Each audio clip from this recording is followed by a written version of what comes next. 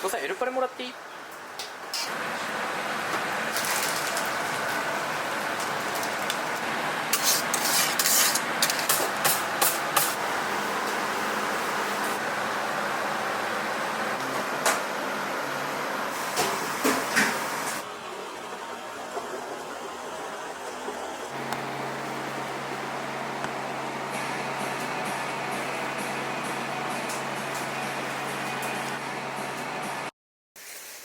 ミルクティーを出すみたいな感じ。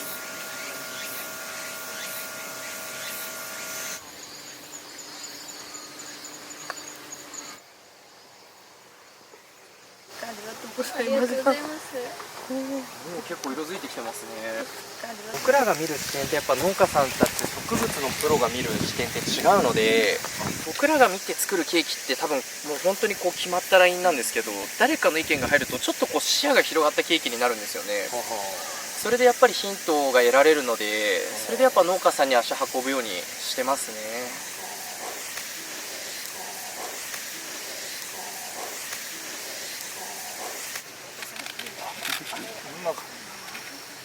いや、すごくいい香りですね。これ今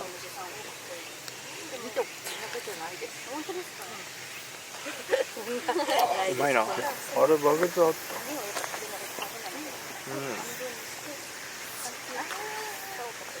やっぱ農家さんってやらせてもらってるからこそできる多分状態だと思うんですよね。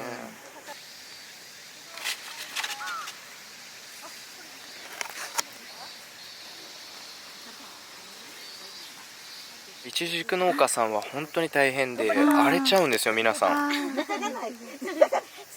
それを知ってるからこそやっぱ丁寧に使いたいんですよね。やっ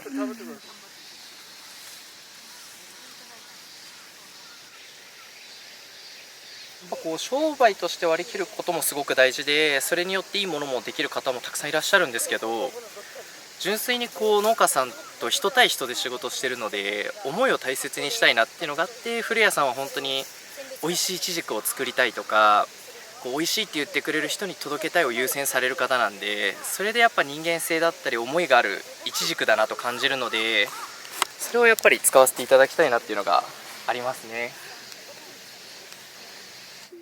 たくさんあるんで、もうどんどん、もうこれね、かわいそうだけどダメになっちゃうかもしれない。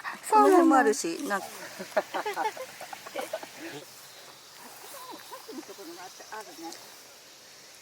ごい美味しい。美味しいですよね。香りも強いし。で売るとかも。でもね、あんまりかっこいいと思う。何言ってるんですか。よく見るとやられてなければ、やられてるかな。あ、大丈夫じゃないですか。これ多分好きな子供。うまい。これ消えちゃう？消えないです。あ、すんごいごまも多くて美味しいですね、黒くて。もう鳥がすごいんじゃないですか、ここら辺だと。最後ね、鳥との競争ですよね。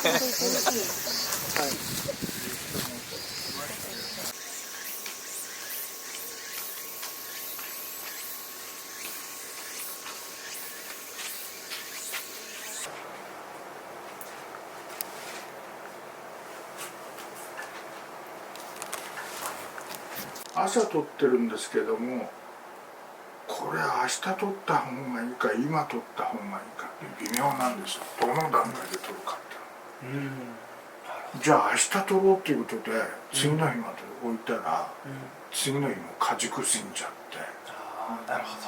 僕の中ではもう見た目は一切気にしないので、はい、味が良ければ完熟で口が開いててももう水だれしてもうその日の夜に腐っちゃうんじゃないかなっていうようなものでも送っていただいて大丈夫なので。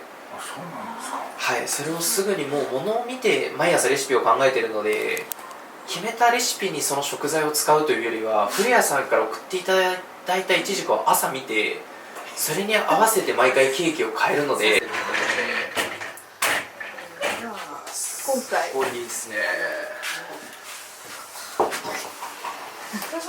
最高ですね。これ規格外にした理由はもう割れがきついからなんですか。そうですね、割れがきついということですね。なるほど。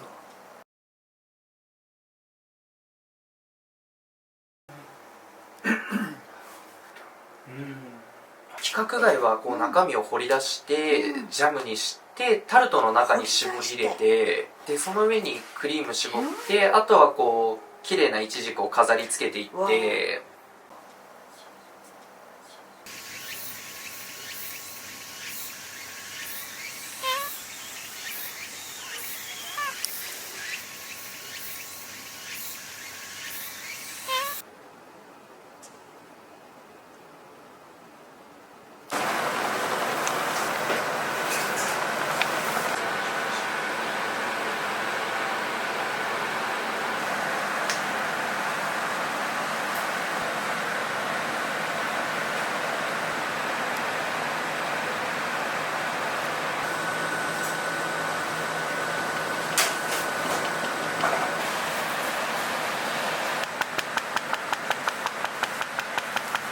ちょっとだけカカオパウダーですね。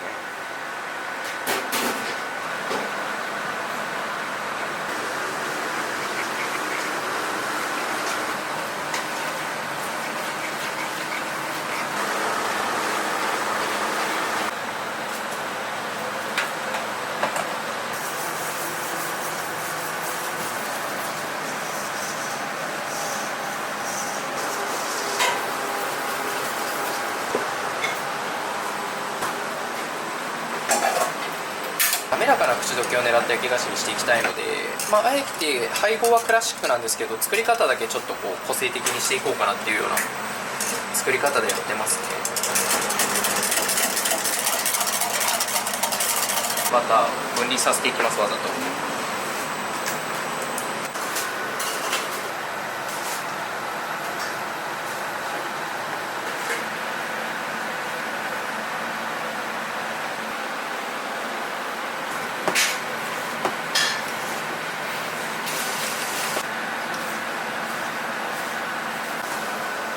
でこんな感じである程度混ざってきたら、今度バターを入れていきます。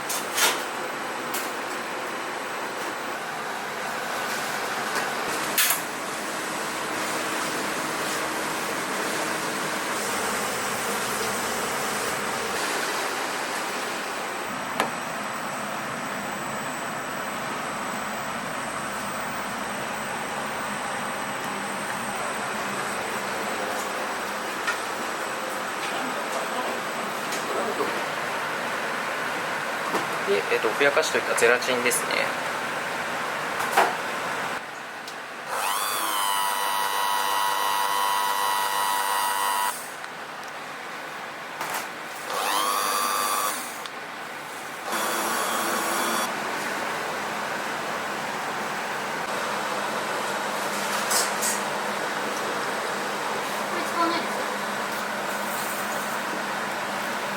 どうしてもキャラメルだけだとちょっと甘いシロップになっちゃうので、奥深さを出すためにラムを入れます。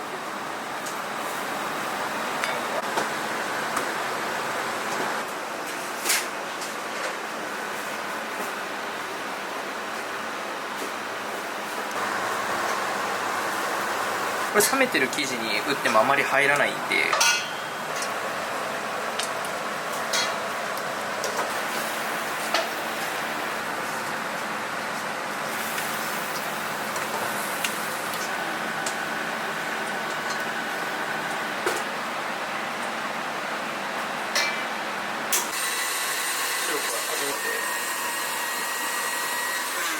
父さんエルパレもらっていい？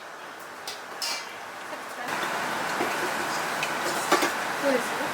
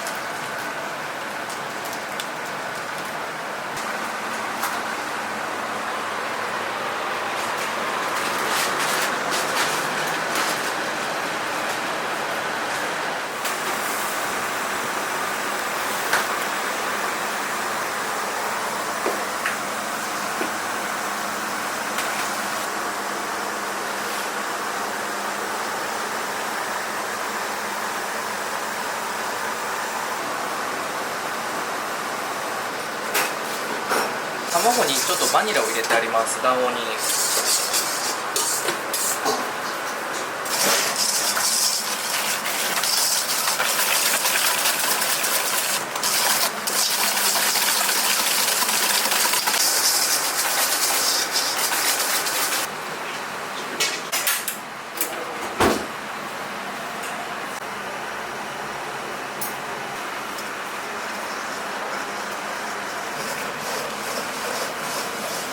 一気に入れると卵が熱で固まってしまうのでダマになるので、ちょっとずつ混ぜながらですね。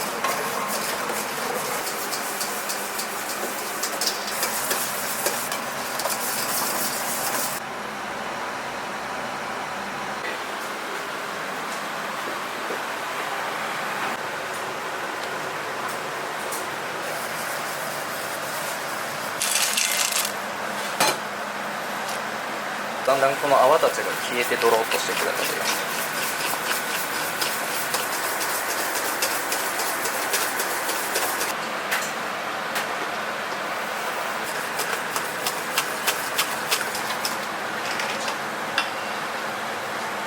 こんな感じでゼラチンが固まりきらない温度にします。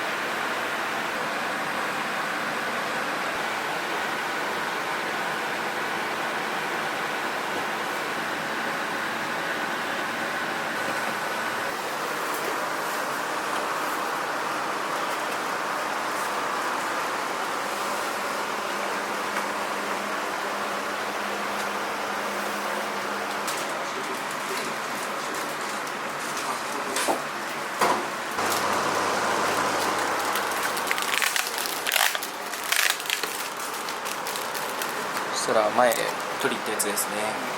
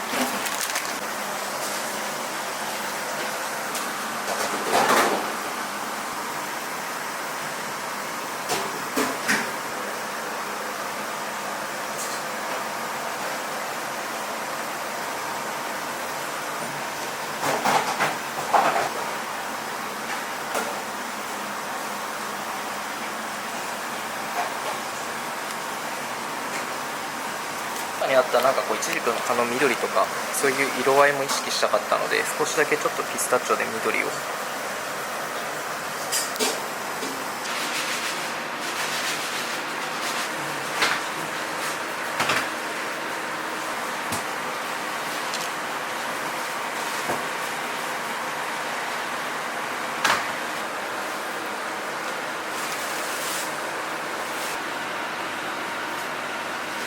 これで出来上がりですね。